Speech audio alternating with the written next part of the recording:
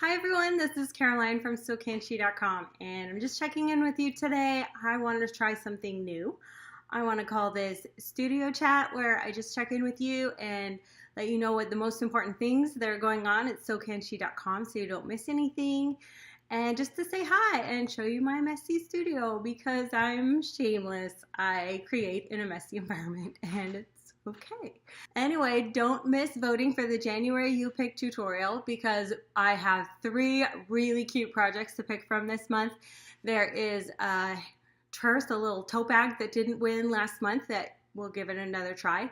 There's a totally cute wallet that I saw, I think on dillards.com or Macy's.com that's totally sold out, but I want to try to make it now because it's sold out. And also, what was the third one?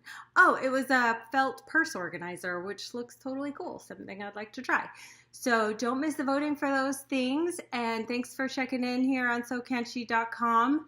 If you are chilly where you live, or if it's chilly just inside the house like where I am, I hope you try to make my poncho shawl wrap out of a blanket with fringe. It's totally fun and totally easy, and even if you are a quilter, you can make this project. So this and the voting and everything is on my website at SewCanShe.com, and I'll give you the links. So have a great day.